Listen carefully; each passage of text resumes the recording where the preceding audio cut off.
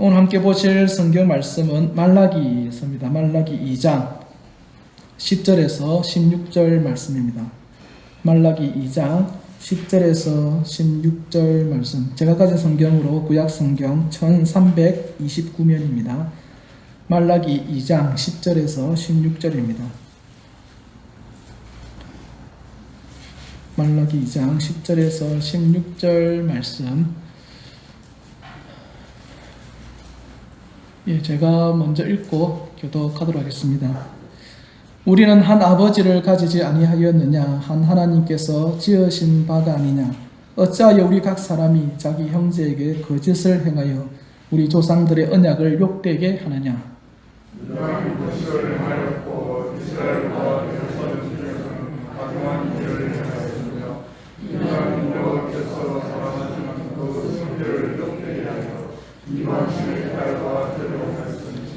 이 일을 행하는 사람에게 속한 자는 깨는 자나 응답하는 자는 물론이요 만군의 여호와께 제사를 드리는 자도 여호와께서 야곱의 장막 가운데서 끊어 버리시리라.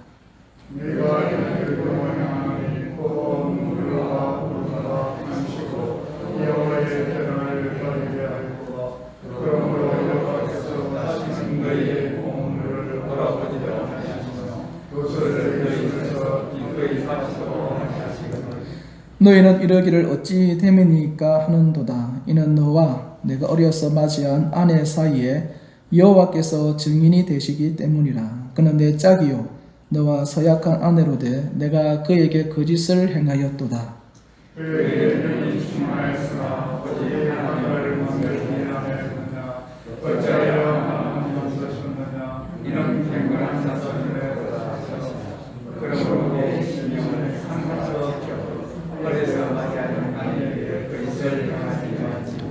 같이 읽겠습니다. 이스라엘의 하나님 여호와가 이르노니 나는 이혼하는 것과 옷으로 학대를 가리는 자를 미워하노라. 만군의 여호와의 말이니라. 그러므로 너희 심령을 삼가 지켜 거짓을 행하지 말지니라. 아멘. 우리 오늘 다 함께 한번 인사 나누도록 하겠습니다. 잘 오셨습니다. 우리 한 번 더 인사 나누도록 할까요? 예배자가 됩시다. 우리 한번 인사하겠습니다. 이제 다음 주 저 코로나 풀리는 것이요. 다음 주에는 좀 코로나가 풀리고 하면은 예전 같이는 좀 더 걸리겠지만은 그래도 그런 분위기 속에서 생활을 하실 수 있지 않을까 생각을 합니다. 그 예전에 제가 어떤 내용이냐면 그 불륜에 관한 내용이 있거든요.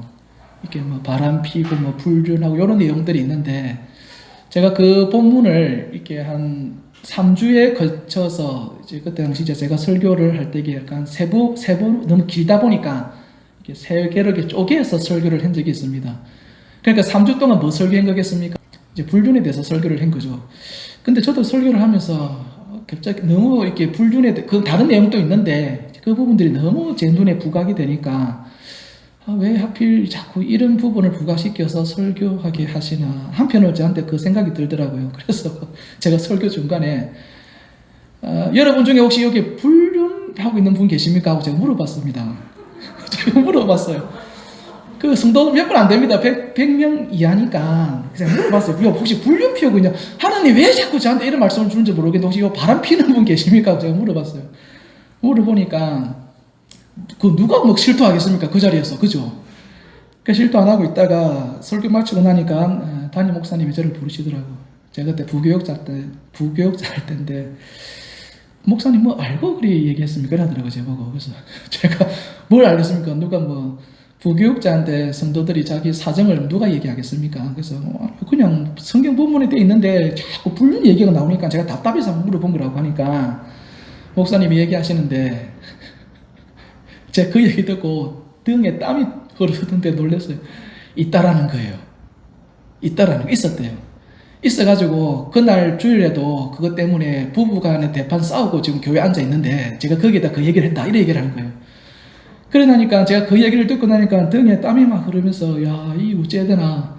저는 아무것도 모르고 그냥 이제 설교가 이제 그리 나가다 보니까 한 건데 아유 참 그때 생각하면은 한편으로는 뭐 하나님의 말씀을 전했다 싶기도 하지만 또 한편으로는 아, 이거 참, 이거 죽다가 살아났구나. 그런 생각이 들더라고요. 그래서 제가 하나님의 말씀을 전하다 보면은 그런 경우가 제법 있었습니다. 제법 있었습니다. 뭐 제가 신령해서 그런 게 아니라 그냥 성경 갖고 설교를 하는 건데, 그래서 제가 어떤 생각을 가지냐면 되도록 성경을 설교를 할 때에 이렇게 본문을 마구잡이로 정하지 말고 되도록 순서대로 원칙 있게 전하자.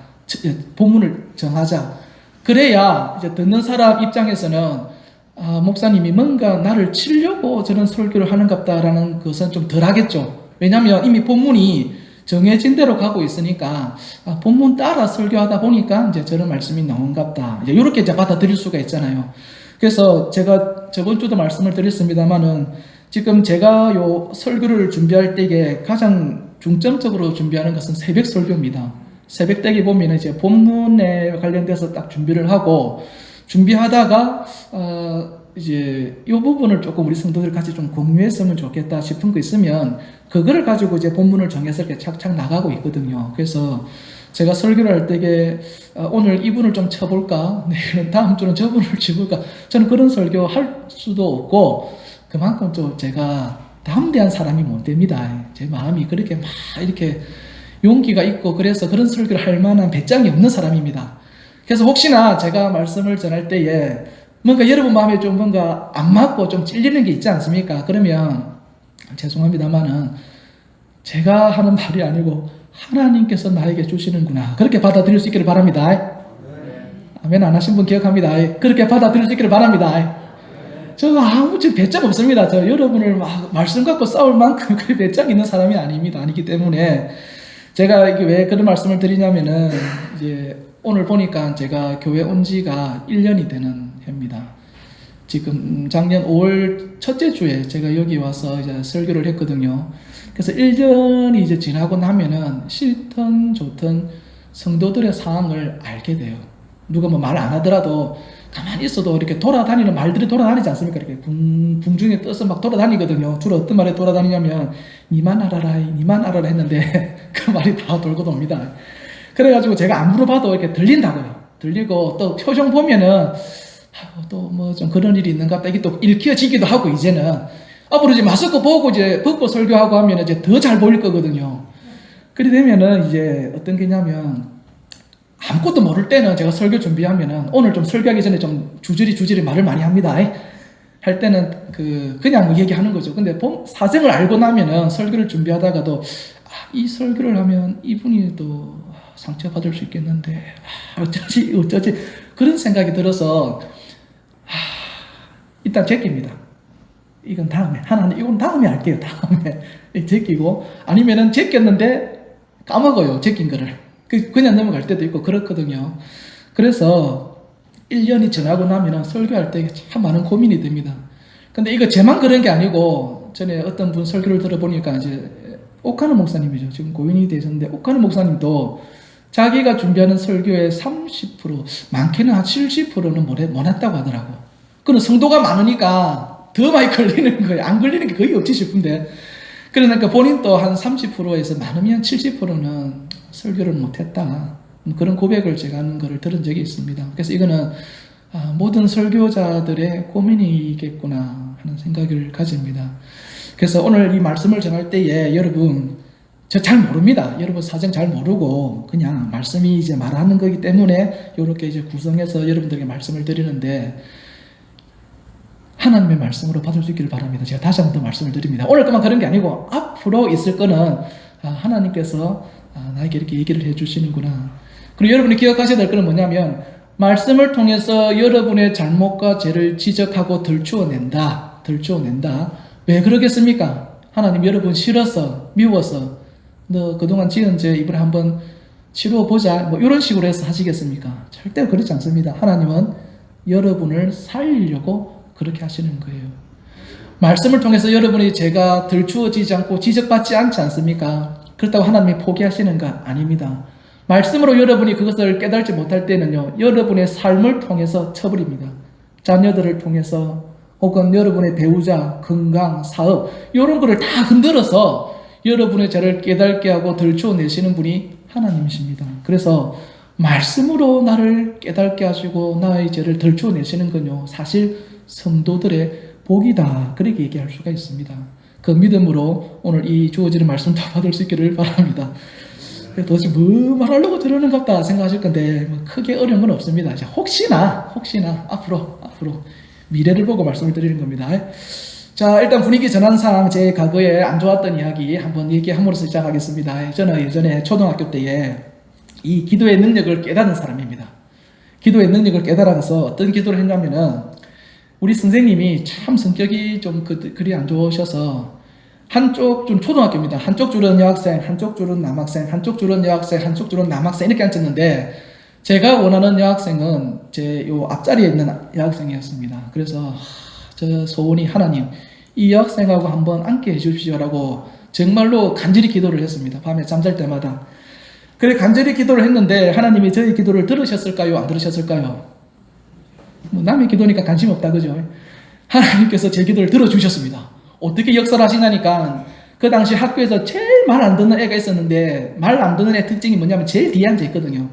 그 제일 뒤에 앉아 있는 아를 여학생이 앉아 있는 그 맨 앞쪽으로 그 선생님이 앉혀버린 거예요. 그러면 이제 그쪽 줄 다 어찌 됩니까? 한 줄씩 뒤로 물러나게 되죠. 물러나니까 주선생님 왜 자꾸 기침하시는데요? 그런 경험이 있습니까?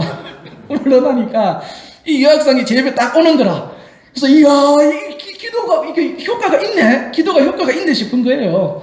어린 나이에 야, 기도 응답 받았다 싶어서 좋아하고 있는데, 너무 좋아하니까 자리를 앉으면은, 요즘은 자리 하나에 1인당 1개 아닙니까? 근데 옛날에 어땠습니까?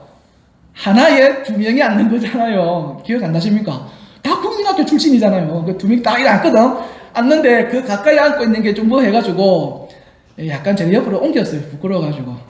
속마음은 그렇지 않는데 옮겼어요. 그렇게 해가지고 하루하루를 정말로 재미있게, 수업 내용은 모르겠지만 재미있게 그렇게 보냈습니다. 보냈는데 이 학생은 얼굴이 별로 안 좋더라고. 그래서 왜 안 좋은가 봤는데, 하루는 이 학생이 저한테 하는 이야기가 그러는 겁니다.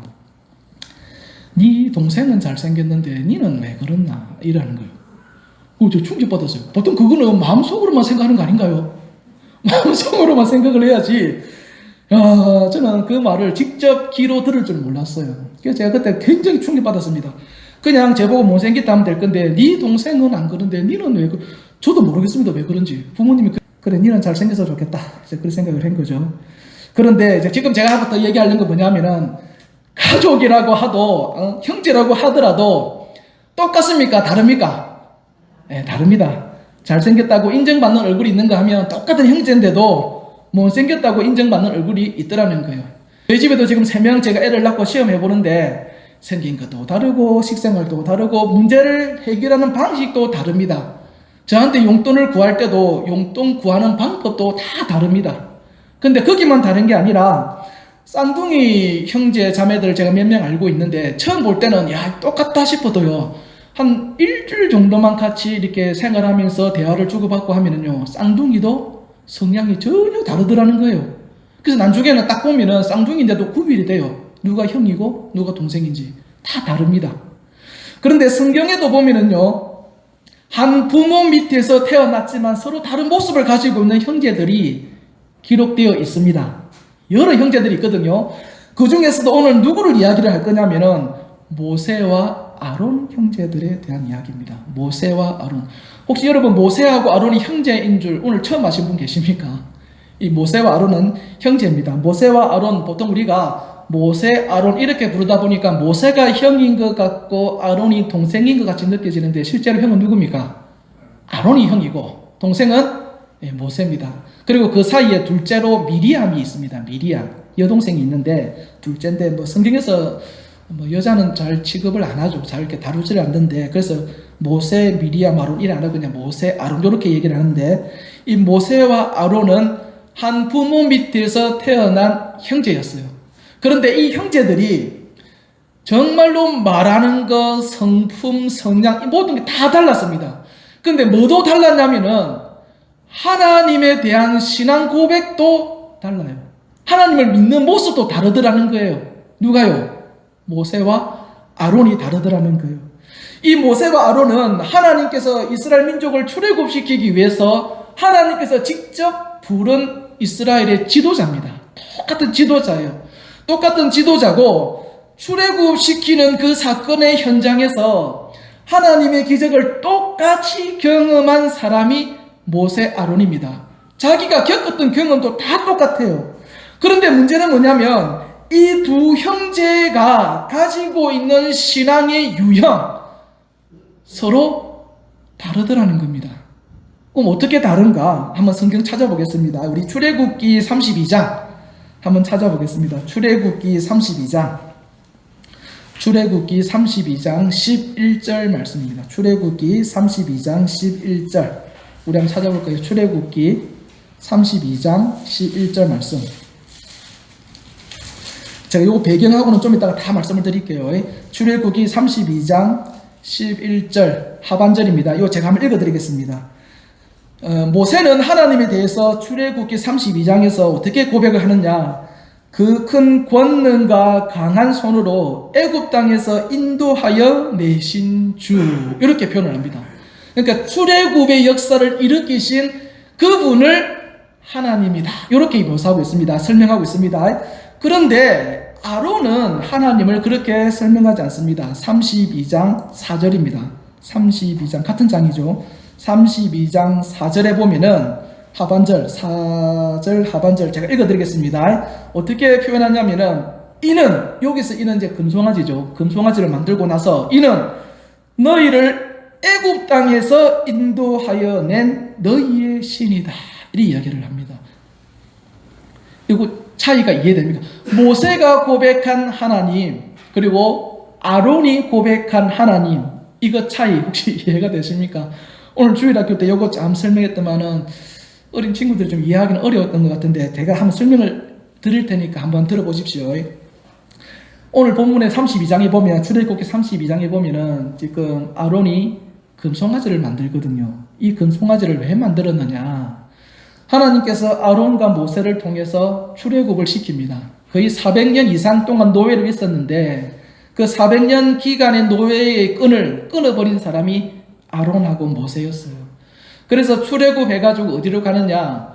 모세가 처음 하나님을 만났던 시내산으로 갑니다.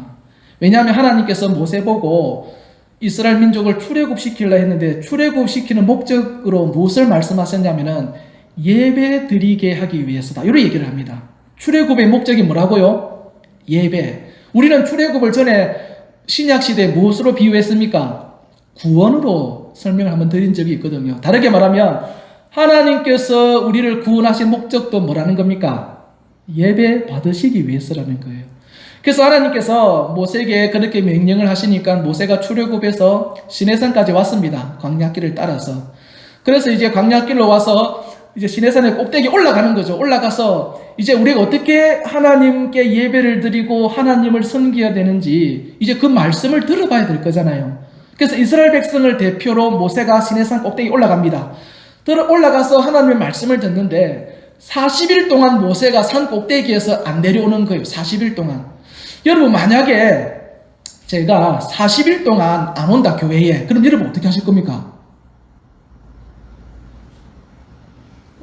말씀이 가만히 계시고 뭐 언젠가는 오겠지, 뭐 지가 될 수 있어, 뭐 언젠가는 오겠지, 요렇게 하실 겁니까? 아니면 40일 너무 긴데 왜 안 오시지? 새로 뽑아야 되는 거 아닙니까? 요렇게 생각할 수도 있잖아, 사람이. 근데 지금 이스라엘 민족은 거기에다가 더 급한 게 있어요. 뭐냐면은 이때까지 400년 이상을 애굽에서 살았거든요. 그래서 그쪽 지리는 뻔합니다. 그쪽 지리는 어디에 가면은 뭐가 잡히고 뭐가 있고 다 알아요. 근데 지금 시내산은 처음 온 곳입니다. 광야는 처음 와봤어요. 이쪽 길을 누가 가장 잘 알겠습니까? 모세 말고는 아는 사람이 없는 거라. 그래서 모세 따라 광야에 왔는데 모세가 안 내려오네. 그러니까 이 사람들이 두려운 거예요. 지금 200만이 지금 모세 따라왔는데 모세가 지금 어디 간지 모르겠다. 하나님 만나러 간다고 했는데 그거는 뭐 지 말이고 죽었는지 살았는지 도망갔는지 부담이 돼서 우리는 모르겠다. 그럼 이제 우리 광야에서 어떻게 되는 거냐? 두려움이 있는 거예요. 그러니까 뭔가 모를 그 두려움이 있으니까 누구를 찾아오는 겁니까? 아론을 찾아가는 거예요. 아론을 왜 찾아갔을까요? 모세의 형이니까. 우리는 그거를 연대 책임이라 합니다. 연대 책임. 같은 가족이니까 그 모세의 형 되는 아론 찾아가는 거죠. 그래서 성경에는 기록 안 됐지만 떠납니다. 야 아론, 네 동생 어디 갔노? 그래 따졌겠죠. 네 동생 어디 갔노? 우리 내버려 두고 지금 도망간 거 아이가? 혹 죽은 거가? 네 책임지라. 네 동생 아이가? 네 가족 아이가? 책임지라. 이렇게 자꾸 협박을 하고 위협하고 하니까 아론이 두려움을 느끼는 그 상황에서, 그러면 그 상황을 일단 위기는 모면해야 되잖아요. 위기는 모면해야 되잖아요. 그러니까 뭘 만들어버리는 겁니까? 애굽에서 자기가 보아온 대로 금송아지 하나 뚝딱 만들어버리는 거예요. 그리고 금송아지를 만들고 하는 이야기가 뭡니까? 이 금송아지가 바로 우리를 출애굽시킨 그 하나님이다. 이렇게 갖다 붙여버리는 거예요. 근데 금송아지가 하나님 될 수 있습니까? 없거든요. 근데 아론은 그랬어요. 왜? 일단 살고 봐야 되니까. 그리고 다른 편으로는 이 이스라엘 백성들이 불평할 때 뭐라고 불평하냐면, 됐다. 그냥 우리 다시 애굽으로 돌아가자. 이런 말도 합니다. 애굽으로 돌아가자는 말은 무슨 말입니까? 하나님 말고 애굽의 신을 섬기겠다라는 거잖아요. 그냥 그쪽에서 노예로 살겠다 그 말이잖아요. 그러니까 아론 입장에서는 하나님을 버리고 떠나는 것보다는 그래도 하나님을 붙들게 하는 게 낫지 않겠느냐. 그런 심산에서 금송아지를 만들고 그렇게 이야기를 하는 거예요. 그래서 아까 금방 우리가 32장 4절에서 이는 너를 애굽 땅에서 인도해낸 너희의 신이다. 이 말에는요 몇 가지 숨겨진 말이 있는데 제가 그것을 조금 정리해서 적어놨습니다. 한번 들어보십시오. 이것이 바로 우리를 애굽 땅에서 인도하여 낸 바로 그 신이다. 그리고 지금 모세가 없지만 이 신이 우리를 광야에서 인도해 줄 것이다. 그러니까 걱정하지 마라. 이런 내용이 이 말 안에는 포함이 되어 있더라는 겁니다. 근데 실제로 모세는 어떻게 했습니까? 부정했죠. 우리가 섬기는 하나님은 이런 신 아니야.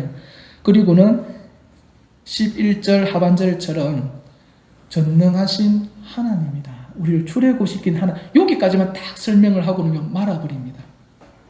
이 부분이 이해되십니까? 아론은 그 상황을 벗어날 수 있고 모면할 수 있다면 얼마든지, 심지어는 하나님의 본질을 왜곡하면서까지도 신앙생활을 할 수 있는 사람입니다. 자기가 살기 위해서라면. 그걸 뭐라고 하냐면 편의주의 혹은 혼합주의라고 합니다. 다른 거 섞어서 신앙생활해도, 다른 교리, 다른 이방 종교 그거 섞어서 신앙생활해도 괜찮다. 내가 살아남을 수만 있다면, 이 위기를 벗어날 수 있다면 괜찮다. 그렇게 생각하는 것이 아론의 신앙이었습니다. 그러면 우리가 생각하기에 그럴 수도 있는 거 아니가, 그렇게 해도 되지 않겠나라고 생각을 하는데, 아론의 문제는 여기에서 끝나지 않습니다. 그 뒤에 더 심각한 문제가 발생하게 됩니다. 어떤 문제가 발생을 하느냐? 나중에 이후에 아론에게 두 아들이 있습니다. 아론에게 두 아들이 있었는데 나답과 아비우라고 하는 이 두 아들이 있었습니다.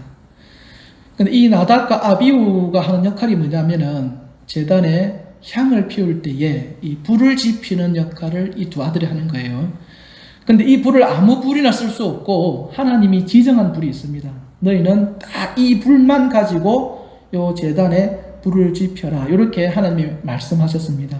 그러면 그거 어렵습니까? 어떻게 하면 됩니까? 여기 있는 불만 가지고 제단에 불을 밝히면 돼요. 그런데 이 두 사람이, 여러분 그 불이 우리가 어떻게 불 났을 때 그 불 차이점이 있습니까? 그냥 더 크게 탄다, 적게 탄다, 그 정도지. 불은 다 똑같은 불 아닙니까? 그러니까 아론의 두 아들도 같은 불이지 이 불 저 불 차이가 있나? 하나님도 모른다. 막 편하게 살자 하고는요, 그냥 아무 불이나 가지고 거기에 불을 지핀 거예요. 분향단에. 그러니까 성경에 보면은요, 그 불을 지피자 말자 그 불이 도리어 이 아론의 두 아들을 삼켜 태워버렸다라고 되어 있습니다. 삼켜 태워버렸다. 여러분, 아론의 두 아들이 왜 그랬을까요? 왜 하나님이 시킨 대로 안 하고 자기 편의대로 그렇게 불을 지폈을까요? 저는 그것을 멀리 찾지 않고 그 아버지 아론에게서 찾습니다. 그 아버지로부터 그런 신앙을 영향을 받은 거예요.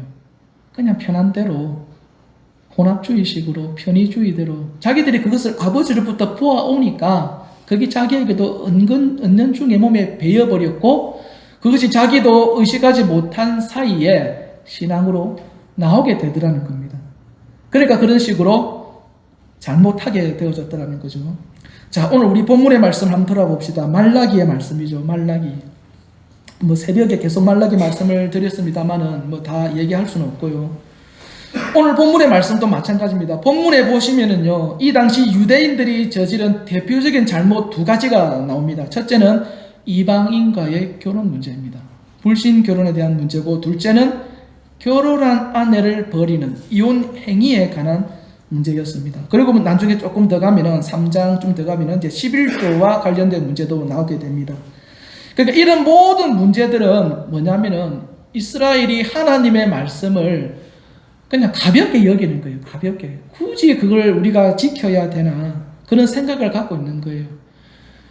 여기 보면 이방인의 결론, 이혼 이런 거 갖고 하나님이 자꾸 우리 보고 잘못했다 지적을 하시는데 그 하나님 몰라서 하는 소리입니다. 하나님 세상 사람들은요 더 큰 죄 짓고 있습니다. 우리가 지금 이혼 문제 갖고 세상 법정 간다고 해서 우리가 어떻게 법적으로 불이익받고 하는 거 없거든요. 바람 피고 불 좀 피웠다고 해서. 하나님 그런 거 이야기하지 말고 그건 아무것도 아닙니다 라고 이스라엘 사람들이 하나님의 법을 어기는 것을요 우습게 여긴 거예요. 그러다 보니까 그들이 가지고 있는 신앙의 모습들이 그대로 누구에게 전수되는 겁니까? 자기 자녀들에게 전수되는 거죠. 그러니까 이스라엘 민족의 신앙이 점점 쇠퇴해져 가더라는 거예요. 무너져 버리더라는 거예요. 제가 이 말씀을 보면서 묵상하면서 드는 생각이 뭐냐면은 자녀를 1시간 동안 탁 앉혀놓고 성경을 가르치는 그것도 좋은 일이죠. 근데 그것도 좋은 일이고 바른 신앙의 길을 갈 수가 있는데 그 못지않게 중요한 것이 뭐냐면 평상시 부모가 어떤 신앙의 모습을 자녀에게 보여주는가 이게 참 중요하겠다라는 생각이 들더라고요. 왜냐하면 자녀는 부모의 신앙을 따라갈 수밖에 없더라는 겁니다. 우리가 예전에 잠시 한번 얘기하기로 다음 세대의 신앙인을 우리가 어떻게 길러낼 것인가 참 그것에 대한 고민을 하고 또 성도들 간에 잠시 얘기도 나누고 그리 했습니다. 그래서 지금 이제 주일학교를 오전 10시에 다 내린 결론은 아닙니다. 내린 결론은 아니고 계속 고민을 하고 기도는 하고 있는데 현재까지는 그렇습니다. 현재까지는 제가 내린 결론은 뭐냐면 부모가 자녀에게 신앙의 본이 되어야 되고 또 부모가 자녀에게 성경을 가르치는 그런 일들이 우리 교회 속에 일어나야 다음 세대 신앙인을 지을 수 있겠다 생각이 듭니다. 그리고 기본적으로 교회라는 것은 이건 제 말이 아니고 구약이 그렇습니다. 교회는 신앙 교육과 훈련을 시키는 곳이기도 하지만 1차적으로는 예배를 위해서 만들어진 교회입니다. 교회라는 것은 예배를 위한 곳이에요. 그래서 신앙 교육 훈련은 1차적으로는 부모에게 맡겨지고 주어진 거거든요. 그래서 이 주일학교를 어떻게 할 것인가 고민하다가 꼭 그것을 주일날 할 필요는 없겠다. 토요일날도 괜찮겠다. 단지 부모가 자기 자녀를 데리고 와서 그렇게 성경을 가르치고 하는 이런 부분들이 우리 교회에 정착이 되면은 우리 교회 다음 세대에 대해서는 그래도 완벽하진 않더라도 제대로 된 신앙의 유산들을 물려줄 수 있지 않겠나 하는 생각을 가지고 있습니다. 결론 내린 건 아닙니다. 그냥 그런 고민을 하고 있다라는 것 정도만 이해해 주시면 됩니다. 그래서 우리가 오늘 지금 어린이 주일이라고 해서 어린이 우리 다음 세대에 관련해서 말씀을 조금 나누었습니다만은 이건 제 혼자만 고민할 문제는 아니고 오늘 이 자리에 참석한 저와 여러분들이 동일하게 고민하고 또 이 문제를 풀어나갈 수 있는 저와 여러분 될 수 있기를 바랍니다. 기도하겠습니다. 살아계신 하나님 아버지, 우리의 믿음과 우리의 신앙을 주께서 지켜 보살펴 주셔서 하나님 앞에 어떤 믿음의 삶을 살아야 될지를 알게 하여 주시고 우리 이후의 세대들을 또 하나님의 말씀 가운데서 떨어지지 않게 하여 주옵소서. 이를 위하여 우리가 어떻게 행하며 나아가야 될지를 알게 하시고 또 깨닫게도 하여 주옵소서. 살아계신 예수님 이름으로 기도합니다. 아멘. 이제는 우리 주 예수 그리스도의 은혜와 하나님 아버지의 크신 사랑과 성령의 교통하심이 오늘 이 자리에 참석한 모든 사람들 머리 위에 지금부터 영원토록 함께 있을지어다. 아멘.